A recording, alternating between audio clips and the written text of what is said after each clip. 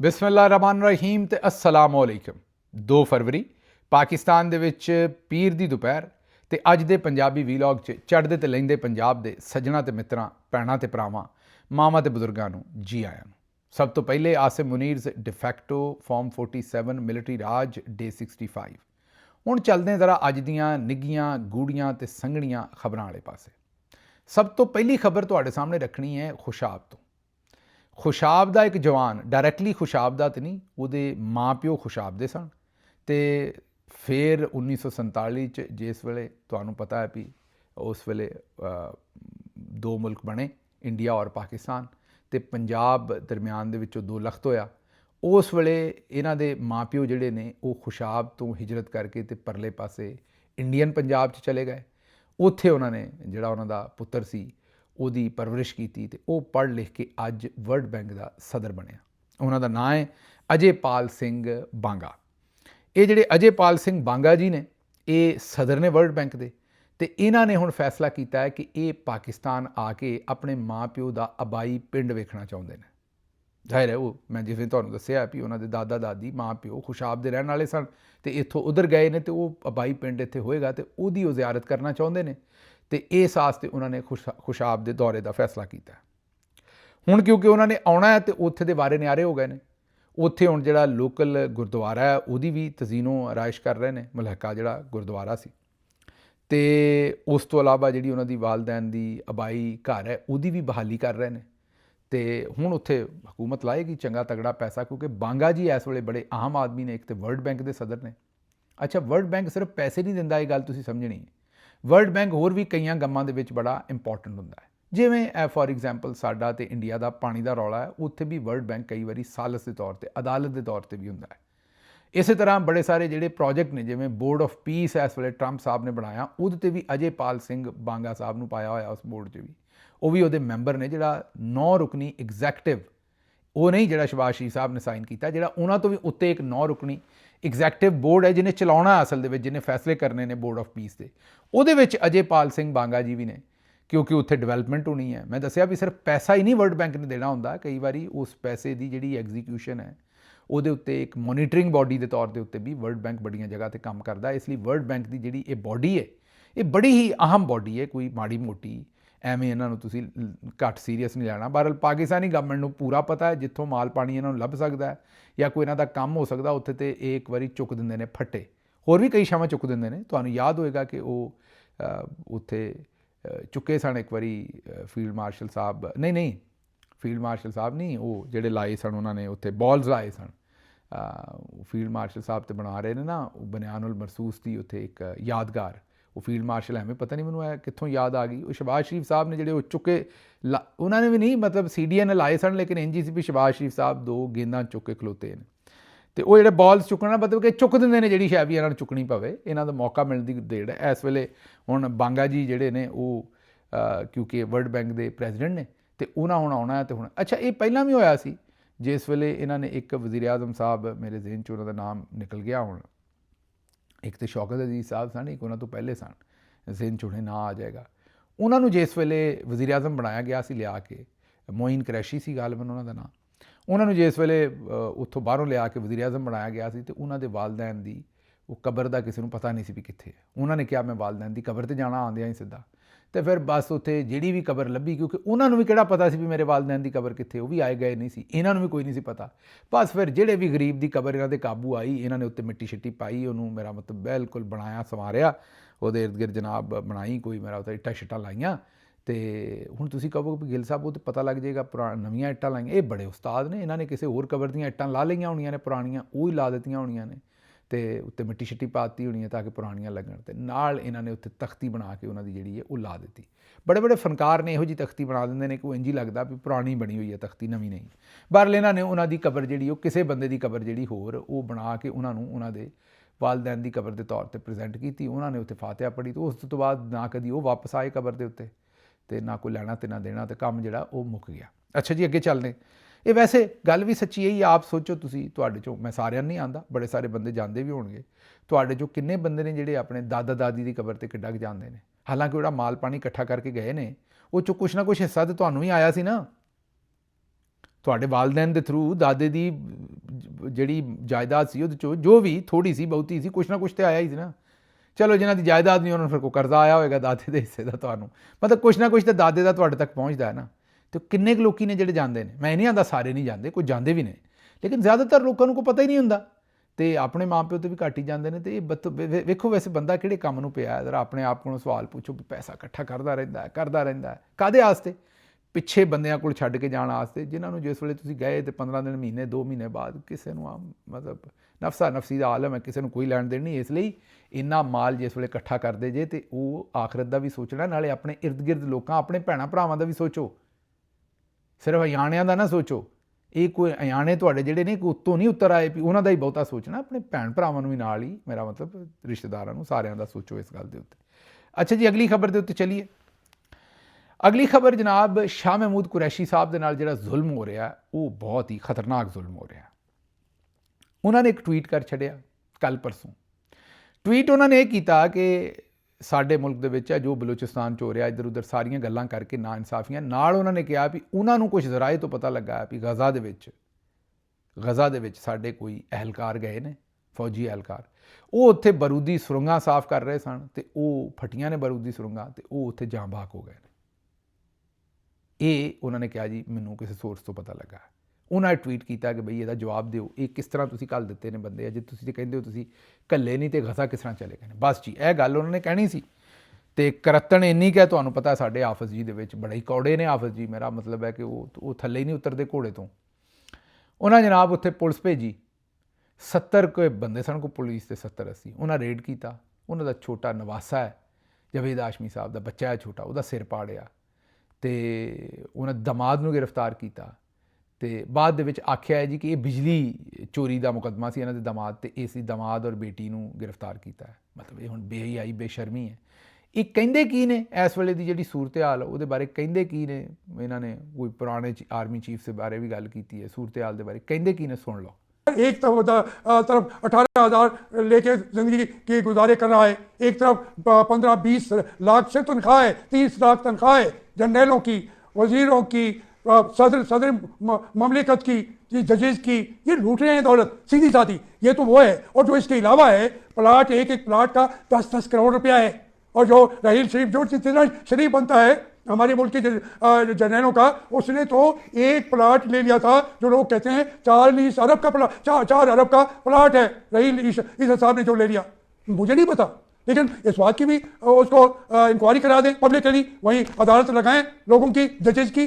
भाई जब तक आप अपने दामन को साफ नहीं करेंगे, लूट मार का पैसा लेके या तो आप जा सकते हैं मुल्क से बाहर। भाजपा साहब बाकी आप चले गए हैं या जो सुन लिया जी। ਇਹ ਸੂਰਤ ਹਾਲ ਬਣੀ ਹੈ। ਕੋਈ ਹਯਾ ਨਹੀਂ ਹੈ, ਕੋਈ ਸ਼ਰਮ ਨਹੀਂ ਹੈ। ਕਿੱਡੇ ਸੀਰੀਅਸ ਉਹ ਸੀਨੀਅਰ, ਕਿੱਡੇ ਉਹ ਪੋਲੀਟੀਸ਼ੀਅਨ ਨੇ ਜਾਵੇਦ ਹਾਸ਼ਮੀ ਸਾਹਿਬ, ਸਾਰੇ ਹੀ ਉਹਨਾਂ ਦਾ ਇਹਤਰਾਮ ਕਰਦੇ ਨੇ। ਅਤੇ ਇਸ ਵੇਲੇ ਨਾ ਕੋਈ ਦੇਖੋ ਨੂਨ ਲੀਗ ਦੇ ਨਾਲ ਵੀ ਉਹਨਾਂ ਦੇ ਮਰਾਸਮ ਮਾੜੇ ਨਹੀਂ, ਬਲਕਿ ਇਸ ਵੇਲੇ ਉਹ ਨੂਨ ਲੀਗ 'ਚ ਹੀ ਨੇ ਇੱਕ ਕਿਸਮ ਦੇ। ਵੈਸੇ ਤਾਂ ਆਜ਼ਾਦ ਆਦਮੀ ਨੇ, ਲੇਕਿਨ ਉਹ ਆਖਰੀ ਜਿਹੜੀ ਉਹਨਾਂ ਦੀ ਜਮਾਤ ਹੈ ਨੂਨ ਲੀਗ ਹੀ ਰਹੀ। PTI 'ਚ ਆਏ ਸਨ, ਫਿਰ ਛੱਡ ਕੇ ਵਾਪਸ ਨੂਨ ਲੀਗ ਚਲੇ ਗਏ ਸਨ। ਅਤੇ ਉਹ ਵੇਖੋ ਜਿਹੜੀ ਹੈ PMLN, ਉਹਨਾਂ ਨੂੰ ਵੀ ਕੋਈ ਸ਼ਰਮ ਨਹੀਂ, ਉਹਨਾਂ ਦੀ ਹਕੂਮਤ ਹੈ ਪੰਜਾਬ 'ਚ। ਮੈਂ ਤੁਹਾਨੂੰ ਪਹਿਲਾਂ ਹੀ ਦੱਸਿਆ ਵੀ ਉਹ ਤਾਂ ਸਾਰੀ ਠੇਕੇ 'ਤੇ ਦਿੱਤੀ ਅਗਲਿਆਂ ਨੂੰ। ਈਵਨ ਸ਼ਰਾਬ ਦੇ ਠੇਕੇ ਵੀ ਮੈਂ ਉਰਦੂ ਵੀਲੌਗ 'ਚ ਖਬਰ ਦਿੱਤੀ ਸੀ ਕਿ ਜਿਹੜੇ ਸ਼ਰਾਬ ਦੇ ਠੇਕੇ ਨੇ, ਮਤਲਬ ਕਿ ਜਿਹੜਾ DG ਐਕਸਾਈਜ਼ ਹੈ 22 ਅਰਬ ਰੁਪਏ ਦੀ, ਜਾਂ ਸ਼ਾਇਦ 12 ਅਰਬ ਦੀ, ਮੈਂ ਸ਼ਾਇਦ ਕਨਫਿਊਜ਼ ਕਰ ਰਿਹਾ, 22 ਜਾਂ 12 ਦੋਵਾਂ 'ਚੋਂ ਇੱਕ ਦੀ, ਪਰ ਦੋਵੇਂ ਹੀ ਛੋਟੀਆਂ ਰਕਮਾਂ ਨਹੀਂ। ਇਹਦੀ ਸ਼ਰਾਬ ਲੀਗਲ ਤਰੀਕੇ ਨਾਲ, ਮਤਲਬ 22 ਅਰਬ ਹੀ ਸੀ, ਲੀਗਲ ਤਰੀਕੇ ਨਾਲ ਸ਼ਰਾਬ ਵਿਕੀ ਹੈ ਪੰਜਾਬ ਦੇ ਵਿੱਚ ਜਾਂ ਲਾਹੌਰ ਦੇ ਵਿੱਚ। ਹੁਣ ਤੁਸੀਂ ਇਹ ਵੇਖ ਲਓ ਕਿ ਜਿਹੜੀ ਇਲੀਗਲ ਹੈ ਉਹ ਕਿੰਨੀ ਵਿਕੀ ਹੋਏਗੀ। ਅਤੇ ਹੁਣ ਸੱਜਣ ਇਹ ਕਹਿੰਦੇ ਨੇ ਕਿ ਸਾਡੀ ਕਾਟੋ ਫੁੱਲਾਂ 'ਤੇ ਲਿਆਓ। ਇਹ ਹੁਣ ਕਾਟੋ ਫੁੱਲਾਂ 'ਤੇ ਕੀ ਹੁੰਦੀ ਹੈ? ਪੰਜਾਬੀਆਂ ਦੇ ਕੋਲੋਂ ਪੁੱਛੋ ਨਾ ਵੀ ਭਾਈ ਕੀ ਹਾਲ ਹੈ, ਅਤੇ ਕਈ ਜਵਾਬ ਇਹ ਦਿੰਦੇ ਆ ਵੀ ਕਾਟੋ ਫੁੱਲਾਂ 'ਤੇ ਹੈ। ਕਾਟੋ ਗੁਲੈਰੀ ਨੂੰ ਕਹਿੰਦੇ ਨੇ, ਸਕੁਇਰਲ ਨੂੰ। ਅਤੇ ਗੁਲੈਰੀ ਤੁਹਾਨੂੰ ਪਤਾ ਫੁੱਲਾਂ 'ਤੇ ਪੱਤਿਆਂ 'ਤੇ ਹੀ ਖੇਡਦੀ ਹੈ। ਅਤੇ ਜਿਸ ਵੇਲੇ ਗੁਲੈਰੀ ਖੁਸ਼ ਹੁੰਦੀ ਹੈ ਤਾਂ ਉਸ ਵੇਲੇ ਪੱਤਿਆਂ ਬੁਹਾਰ ਆਈ ਹੁੰਦੀ ਹੈ ਅਤੇ ਫੁੱਲਾਂ 'ਤੇ ਪੱਤਿਆਂ 'ਤੇ ਖੇਡਦੀ ਫਿਰਦੀ ਹੈ। ਅਤੇ ਉਹ ਪੰਜਾਬੀ ਦਾ ਇੱਕ ਐਕਸਪ੍ਰੈਸ਼ਨ ਹੈ। ਅਗਰ ਕਿਸੇ ਨੂੰ ਦੱਸਣਾ ਹੋਵੇ ਵੀ ਬਈ ਮੇਰੀ ਜ਼ਿੰਦਗੀ ਬੜੀ ਵਧੀਆ ਹੈ, ਬਹੁਤ ਜ਼ਬਰਦਸਤ ਚੱਲ ਰਹੀ ਹੈ, ਅਤੇ ਬੰਦੇ ਇੱਕ ਐਕਸਪ੍ਰੈਸ਼ਨ ਦਿੰਦੇ ਨੇ ਵੀ ਕਾਟੋ ਫੁੱਲਾਂ 'ਤੇ, ਅਤੇ ਭਾਈ ਮੇਰੀ ਕਾਟੋ ਫੁੱਲਾਂ 'ਤੇ। ਅਤੇ ਇਹ ਜਨਾਬ ਇਹਨਾਂ ਦੀ ਕਾਟੋ ਫੁੱਲਾਂ 'ਤੇ ਹੈ। ਇਹ ਹੁਣ ਕਹਿੰਦੇ ਨੇ ਵੀ ਸ਼ਰਾਬ ਦਾ ਵੀ ਹਿਸਾਬ ਕਿਤਾਬ ਸਾਨੂੰ ਦੇ ਦਿਓ, ਕੋਈ ਕਰਨਲ ਸਾਹਿਬ ਜਾਂ ਬ੍ਰਿਗੇਡੀਅਰ ਸਾਹਿਬ ਉੱਥੇ DG ਐਕਸਾਈਜ਼ 'ਤੇ ਵੀ ਲਾ ਦਿਓ। ਤਾਂ ਆ ਗਿਆ ਸੀ ਕਰਨਲ ਹੀ ਲਾਉਣਗੇ, DG 'ਤੇ ਮੇਰਾ ਨਹੀਂ ਖਿਆਲ ਲਾਉਣ ਲੱਗੇ, ਆਪਣਾ ਬ੍ਰਿਗੇਡੀਅਰ 'ਤੇ ਨਹੀਂ ਲਾਉਣ ਲੱਗੇ। ਬ੍ਰਿਗੇਡੀਅਰ ਲਾਉਣਗੇ ਤਾਂ ਉੱਤੇ ਸੈਕਟਰੀ ਦਾਖਲਾ ਲਾ ਲੈਣਗੇ ਆਪਣਾ, ਤਾਂ ਕਿ ਮੇਰਾ ਮਤਲਬ ਹਰ ਸ਼ੈ ਹੀ ਆਪਣੀ ਜੇਬ 'ਚ ਪਾ ਲੈਣ। ਤੇ ਇਹ ਇਸ ਵੇਲੇ ਕੰਮ ਚੱਲਣ ਡਿਆ, ਦੇਖਦੇ ਹਾਂ ਆਉਣ ਵਾਲੇ ਦਿਨਾਂ ਦੇ ਵਿੱਚ ਕੀ ਹੁੰਦਾ। ਲੇਕਿਨ ਹਾਸ਼ਮੀ ਸਾਹਿਬ ਦੇ ਨਾਲ ਜਿਹੜਾ ਜ਼ੁਲਮ ਹੈ ਉਹ ਇਸ ਵੇਲੇ ਜਾਰੀ ਹੈ, ਜਿਹਦੀ ਜਿੰਨੀ ਅਸੀਂ ਮੁਜ਼ੰਮਤ ਕਰੀਏ ਉਨੀ ਘੱਟ ਹੈ। ਅੱਛਾ ਜੀ, ਉਮਰ ਚੀਮਾ ਸਾਹਿਬ, ਇੱਕ ਤੇ ਉਮਰ ਚੀਮਾ ਤੁਹਾਨੂੰ ਪਤਾ ਹੈ ਕਿ ਉੱਥੇ ਜੇਲ੍ਹ ਦੇ ਵਿੱਚ ਜੇਲ੍ਹ ਕੱਟ ਰਹੇ ਨੇ। ਇੱਕ ਹੈ ਰੋਜ਼ਨਾਮਾ ਜੰਗ ਵਗੈਰਾ 'ਚ, ਇਹੋ ਹੀ ਉਮਰ ਚੀਮਾ ਸਾਹਿਬ ਨੇ ਜਿਨ੍ਹਾਂ ਦੇ ਉੱਤੇ ਤਸ਼ੱਦਦ ਵੀ ਹੋਇਆ ਸੀ, ਯਾਦ ਕਰੋ। ਵੈਸੇ ਇਹ ਬੇਸ਼ਰਮ ਆਦਮੀ ਨੇ, ਦੂਜਿਆਂ 'ਤੇ ਤਸ਼ੱਦਦ ਦਾ ਇਹ ਮਜ਼ਾਕ ਉਡਾਉਂਦੇ ਨੇ। ਅਸੀਂ ਤਾਂ ਇਹਨਾਂ 'ਤੇ ਹੋਏ ਤਸ਼ੱਦਦ ਦਾ ਮਜ਼ਾਕ ਨਹੀਂ ਉਡਾ ਸਕਦੇ। ਕੋਈ ਬੇਸ਼ਰਮ ਆਦਮੀ ਕਿਸੇ 'ਤੇ ਹੋਏ ਤਸ਼ੱਦਦ ਦਾ ਮਜ਼ਾਕ ਉਡਾ ਸਕਦਾ। ਪਰ ਯਾਦ ਕਰੋ, ਇਹਨਾਂ ਦੇ ਉੱਤੇ ਤਸ਼ੱਦਦ ਕੀਤਾ ਸੀ ਬੜਾ ਸਖਤ 10, 12, 15 ਸਾਲ ਪਹਿਲੇ। ਹੁਣ ਉਹ ਕਹਿੰਦੇ ਨੇ ਕਿ ਉਹ ਸਾਰੇ ਗਲਤੀਆਂ ਸਨ ਅਤੇ ਫੌਜ ਦੇ ਜਰਨੈਲਾਂ ਦੇ ਸਾਹਮਣੇ ਉਦੋਂ ਹੀ ਲੰਮਿਆਂ ਪੈ ਜਾਣਾ ਚਾਹੀਦਾ ਸੀ। ਅਤੇ ਹੁਣ ਪੈ ਗਏ ਅਤੇ ਹੁਣ ਰਲ ਮਿਲ ਕੇ ਜਿਹੜੀ ਉਹ ਗੱਲ ਕਹਿੰਦੇ ਨੇ ਉਹਨਾਂ ਦੀ ਮਰਜ਼ੀ ਮੰਨ ਕੇ ਚੱਲੋ, ਅਤੇ ਵਰਨਾ ਕੁੱਟ ਬੜੀ ਪੈਂਦੀ ਹੈ। ਅਤੇ ਰਲ ਮਿਲ ਕੇ ਚੱਲੋ, ਇਹ ਗੱਲ ਉਹ ਲਿਖ ਰਹੇ ਨੇ, ਇਹ ਉਹ ਰਿਪੋਰਟ ਕਰ ਰਹੇ ਨੇ। ਇਹ ਇਮਰਾਨ ਖਾਨ ਦੀ ਹਕੂਮਤ 'ਚ ਬੜੇ ਜਮਹੂਰੀਅਤ ਦੇ ਅਲੰਬਰਦਾਰ ਸਨ, ਅਤੇ ਹੁਣ ਇਹ ਵੀ ਆਉਂਦੇ ਨੇ ਵੀ ਉਹ ਉਦੋਂ ਹੀ ਲੰਮਿਆਂ ਪੈ ਜਾਣਾ ਚਾਹੀਦਾ ਸੀ। ਸ਼ਹਿਬਾਜ਼ ਸ਼ਰੀਫ ਨੂੰ ਔਰ ਸਾਰਿਆਂ ਨੂੰ ਮਸ਼ਵਰਾ ਦੇ ਰਹੇ ਨੇ, ਆਪਣੇ ਆਪ ਨੂੰ ਵੀ ਦੇ ਰਹੇ ਨੇ ਕਿ ਉਦੋਂ ਹੀ ਲੰਮਿਆਂ ਪੈ ਜਾਣਾ ਚਾਹੀਦਾ ਸੀ। ਚਲੋ, ਲੇਕਿਨ ਉਦੋਂ ਨਹੀਂ ਪਏ ਅਤੇ ਹੁਣ ਪੈ ਜਾਈਏ। ਅਗਲੀ ਖਬਰ ਲੈ ਲਓ, ਉਸ ਤੋਂ ਵੀ ਤਗੜੀ ਖਬਰ। ਸੂਈ ਨਾਰਦਰਨ ਗੈਸ ਦੇ ਵਿੱਚ 41 ਕਰੋੜ ਰੁਪਈਏ ਤੋਂ ਜ਼ਿਆਦਾ ਦੇ ਗੈਸ ਪਾਈਪ ਚੋਰੀ ਹੋ ਗਏ ਨੇ। ਕਿੰਨੇ ਦੇ? 41 ਕਰੋੜ ਦੇ। ਇਹ ਅਸੀਂ ਨਹੀਂ ਆਂਦੇ। ਚੇਅਰਮੈਨ ਨਵੀਦ ਕਮਰ ਦੀ ਜ਼ੇਰੇ ਸਦਾਰਤ ਪਾਰਲੀਮੈਂਟ ਦੀ ਪਬਲਿਕ ਅਕਾਊਂਟਸ ਕਮੇਟੀ ਦੇ ਇਜਲਾਸ 'ਚ ਦੱਸਿਆ ਗਿਆ ਵੀ 41 ਕਰੋੜ ਦੇ ਪਾਈਪ ਟਰੱਕਾਂ ਦੇ ਟਰੱਕ ਭਰ ਕੇ ਉਹਨਾਂ ਜਨਾਬ ਚੋਰੀ ਕਰ ਲਏ ਨੇ ਉੱਥੋਂ, ਜਿਹੜੇ ਵੀ ਵੇਅਰ ਹਾਊਸ ਸੀ, ਜਿਹੜੇ ਵੀ ਗੋਦਾਮ ਸਨ ਉੱਥੋਂ। ਹੁਣ ਇੱਥੇ ਤੇ ਮਾਜ਼ਰਤ ਨਾਲ ਉਹ ਜਿਹੜਾ ਲਫ਼ਜ਼ ਹੈ ਕੁੱਤੀ ਚੋਰਾਂ ਨਾਲ ਰਲੀ, ਜਿਹੜਾ ਇੱਕ ਮੁਹਾਵਰਾ, ਉਹ ਹੀ ਮਾਮਲਾ ਹੋਇਆ। ਇੱਥੇ ਤੇ ਕੋਈ ਨਾ ਕੋਈ ਰਲਿਆ ਹੈ ਚੋਰਾਂ ਦੇ ਨਾਲ, ਉਸ ਤਰ੍ਹਾਂ ਦੀ ਨਹੀਂ ਹੋ ਸਕਦੀ। ਬਹਰਹਾਲ ਹੁਣ ਇਹ ਪਤਾ ਲੱਗਾ ਹੈ ਕਿ ਇਹ ਜਿਹੜੀ ਚੋਰੀ ਹੋਈ ਹੈ ਇਹਦੇ ਉੱਤੇ FIA ਨੇ ਹੁਣ ਤੱਕ ਮਜਬੂਰੀ ਤੌਰ 'ਤੇ 41 ਇਨਕੁਆਇਰੀਆਂ ਕੀਤੀਆਂ ਨੇ। ਮਾਸ਼ਾਅੱਲਾ, 41 ਇਨਕੁਆਇਰੀਆਂ, ਜਵਾਬ ਇੱਕ ਦਾ ਵੀ ਨਹੀਂ। ਇਹਦੇ 'ਤੇ ਅਸੀਂ ਹੁਣ ਕੀ ਕਹੀਏ। ਅੱਛਾ ਜੀ, ਲਈਏ ਦੇ ਵਿੱਚ ਇੱਕ ਜ਼ੁਲਮ ਹੋਇਆ। ਲਈਏ ਦੇ ਵਿੱਚ ਸਾਦਾ ਕੱਪੜਿਆਂ 'ਚ ਮਲਬੂਸ ਪੁਲਿਸ ਅਹਿਲਕਾਰਾਂ ਨੇ ਇੱਕ ਘਰ 'ਤੇ ਛਾਪਾ ਮਾਰਿਆ ਅਤੇ ਉੱਥੇ ਇੱਕ ਨੌਜਵਾਨ ਜਿਹੜਾ ਸੀ, ਉਹਨੇ ਅੱਗੋਂ 20 ਸਾਲਾ ਨੌਜਵਾਨ ਨਵੀਦ ਅਕਰਮ ਉਹਦਾ ਨਾਂ ਸੀ, ਉਹਨੇ ਮੋਬਾਈਲ ਫੋਨ 'ਤੇ ਵੀਡੀਓ ਬਣਾਉਣਾ ਸ਼ੁਰੂ ਕਰ ਦਿੱਤੀ ਛਾਪਾ ਮਾਰਨ ਵਾਲਿਆਂ ਦੀ। ਜ਼ਾਹਿਰ ਹੈ ਉਹਦਾ ਹੱਕ ਹੈ, ਇਹ ਤੁਹਾਡੇ ਜ਼ਿਹਨ 'ਚ ਹੋਵੇ, ਇਹ ਕਾਨੂੰਨੀ ਹੱਕ ਹੈ ਤੁਹਾਡਾ। ਅਗਰ ਪੁਲਿਸ ਛਾਪਾ ਮਾਰਦੀ ਹੈ ਤੁਹਾਡੇ ਘਰ, ਤੁਸੀਂ ਵੀਡੀਓ ਬਣਾ ਸਕਦੇ ਹੋ। ਪਾਕਿਸਤਾਨ ਦਾ ਕਾਨੂੰਨ, ਦੁਨੀਆ ਦਾ ਹਰ ਕਾਨੂੰਨ ਤੁਹਾਨੂੰ ਇਹਦੀ ਇਜਾਜ਼ਤ ਦਿੰਦਾ ਹੈ, ਕਿਉਂਕਿ ਤੁਹਾਡਾ ਘਰ ਹੈ, ਤੁਹਾਡੀ ਪ੍ਰਾਪਰਟੀ ਹੈ, ਤੁਹਾਡੀ ਜਗ੍ਹਾ ਹੈ। ਉਹਨੇ ਅੱਗੋਂ ਵੀਡੀਓ ਬਣਾਉਣਾ ਸ਼ੁਰੂ ਕਰ ਦਿੱਤੀ ਤਾਂ ਕਿ ਸਬੂਤ ਰੱਖੇ ਕਿ ਕਿਸ ਤਰ੍ਹਾਂ ਉਹਦੇ ਘਰ ਨੂੰ ਤੋੜ ਕੇ ਆ ਰਹੇ ਨੇ। ਇਹਨਾਂ ਨੇ ਜਦੋਂ ਵੇਖਿਆ, ਸਬ ਇੰਸਪੈਕਟਰ ਨੇ, ਸਬ ਇੰਸਪੈਕਟਰ ਸੱਜਾਦ ਬਸ਼ੀਰ ਨੇ, ਅਤੇ ਉਹਨੇ ਵੇਖਿਆ ਜਿਸ ਵੇਲੇ ਵੀ ਇਹ ਕੀ ਹੋ ਰਿਹਾ, ਅਤੇ ਉਹਨਾਂ ਗੋਲੀ ਮਾਰ ਕੇ ਉਸ ਬੱਚੇ ਨੂੰ ਮਾਰ ਦਿੱਤਾ, ਕਤਲ ਕਰ ਦਿੱਤਾ। ਸਿਰਫ ਜੁਰਮ ਕੀ ਸੀ ਕਿ ਫਿਲਮ ਬਣਾ ਰਿਹਾ ਸੀ। ਉਸ ਤੋਂ ਬਾਅਦ ਅਹਿਲੇ ਇਲਾਕਾ ਨੇ ਸਬ ਇੰਸਪੈਕਟਰ ਸੱਜਾਦ ਬਸ਼ੀਰ ਅਤੇ ਅਹਿਲਕਾਰ ਮੁਹੰਮਦ ਰਜ਼ਾ ਨੂੰ ਕਾਬੂ ਕਰ ਲਿਆ। ਫਿਰ ਭਾਰੀ ਨਫਰੀ ਪਈ ਪੁਲਿਸ ਦੀ ਅਤੇ ਉਹਨਾਂ ਨੂੰ ਛੁਡਾ ਕੇ ਲੈ ਗਈ। ਫਿਰ ਉਹਨਾਂ ਦੇ ਘਰ ਵਾਲੇ ਉਹਨਾਂ ਦਾ ਮੁਕੱਦਮਾ ਦਰਜ ਕਰਾਉਣ ਲਈ ਰਿਕੁਐਸਟ ਕਰਦੇ ਰਹੇ, ਪਰ ਕੋਈ ਨਾ ਹੋਈ। ਹੁਣ ਆਖਿਰਕਾਰ ਸੁਣਿਆ ਵੀ ਉਹਨਾਂ ਦਾ ਕੋਈ ਮੁਕੱਦਮਾ ਦਰਜ ਹੋਇਆ।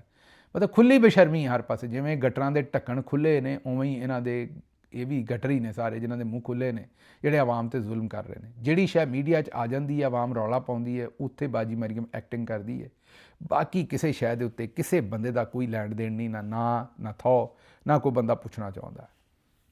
ਅੱਛਾ ਜੀ, ਅਗਲੀ ਖਬਰ ਇਹ ਪੀਰ ਯੂਸਫ ਗਿਲਾਨੀ ਸਾਹਿਬ ਨੇ। ਛੋਟਾ ਜਿਹਾ ਟੁਕੜਾ ਅਸੀਂ ਸੁਣਾਵਾਂਗੇ ਇਹਨਾਂ ਦੀ ਗੱਲ ਦਾ, ਲੇਕਿਨ ਇਹਨਾਂ ਨੇ ਅਜੀਬ ਹੀ ਇੱਕ ਤਜਜ਼ੀਆ ਕਰ ਛੱਡਿਆ। ਉਹਨਾਂ ਕਿਹਾ ਹਰ ਉਹ ਕੁੜੀ ਜਿਹਦਾ ਨਾਂ ਸ਼ੀਨ ਤੋਂ ਸ਼ੁਰੂ ਹੁੰਦਾ ਹੈ, ਜਿਹਦਾ ਨਾਂ ਸ਼ੀਨ ਤੋਂ ਸ਼ੁਰੂ ਹੁੰਦਾ ਹੈ, ਜਿਸ ਤਰ੍ਹਾਂ ਕਿ ਸ਼ਬਾਨਾ, ਉਹ ਅਸੀਂ ਕਈ ਵਾਰੀ ਮਜ਼ਾਕ ਚਾਹ ਰਹੇ ਨਾ ਵੀ ਸ਼ਬਾਨਾ ਮਰਦ ਬਣ।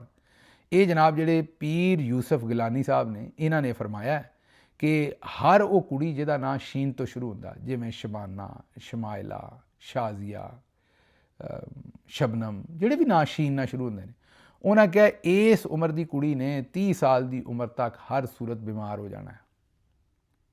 ਇਹ ਪੀਰ ਯੂਸਫ ਗਿਲਾਨੀ ਸਾਹਿਬ ਨੇ। ਇਹ ਮੈਂ ਤੇ ਇਸ ਨਾਂ ਦੀਆਂ ਕਈ ਕੁੜੀਆਂ ਜਾਣਦਾ, ਉਹ ਨਾਨੀਆਂ ਦਾਦੀਆਂ ਬਣ ਗਈਆਂ ਨੇ, ਅੱਜ ਤੱਕ ਬਿਮਾਰ ਨਹੀਂ ਹੋਈਆਂ। ਅਤੇ ਕੋਈ ਹਯਾ ਨੂੰ ਹੱਥ ਮਾਰ ਲਓ, ਪੀਰ ਸਾਹਿਬ ਕਿਹੜੇ ਕੰਮ ਨੂੰ, ਮਾਜ਼ਰਤ ਤੁਹਾਡੇ ਤੋਂ, ਤੁਸੀਂ ਸਾਡੇ ਲਈ ਮੁਹਤਰਮ ਹੋ, ਲੇਕਿਨ ਕਿਹੜੇ ਕੰਮ ਨੂੰ ਤੁਰ ਪਏ ਹੋ।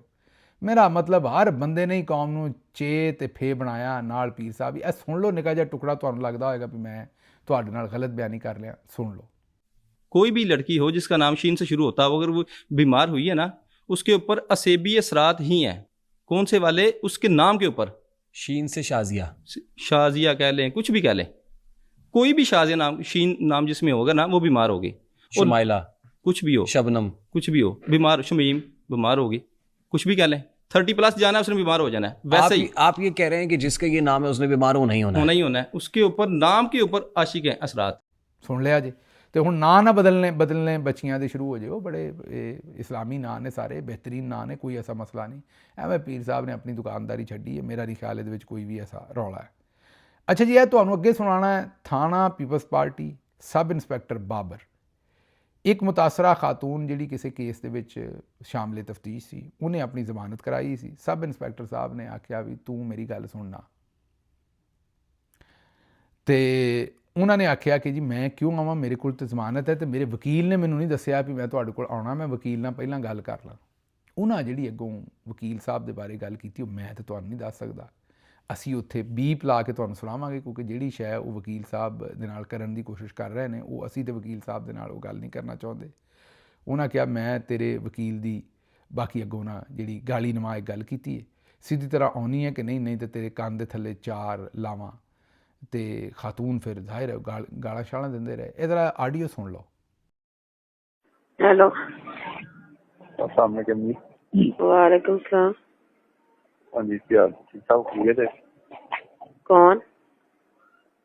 बाबर सब इंस्पेक्टर बोल रहे हैं, थाने के कॉलोनी फैसलाबाद। कौन बोल रहे? बाबर सब इंस्पेक्टर बोल रहे हैं, थाना पीपल कॉलोनी फैसलाबाद तो।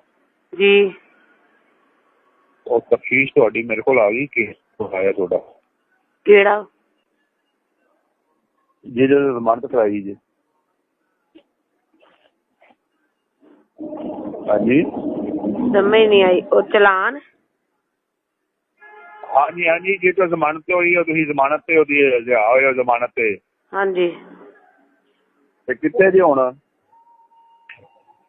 नहीं चलान आए या तफ्तीश? हाँ जी मैं कितने जे असी जड़ा वाले। ते फिर होना आउंदे हो मेरे को? मेरे वकील साहब ने तो दसिया नहीं मैनू। वकील सारा लगता मेरा, मैं तेन कहना मैं थाने बोलता मैं वकील दी। भाई तुसी गाना किद्दां कड्ढन ने, अल्लाह माफी देवे। तेनू समझ ही नहीं आउंदी, तू ओरे कंन बोले हुए ने, तेरे कन्ना ते 4 सुटनियां पैणियां ने, तेनू फिर समझ आउणी। थाने मिंट मार के आज थे आज मैं। हेलो सामने जी ਸੁਣ ਲਈ ਜੇ।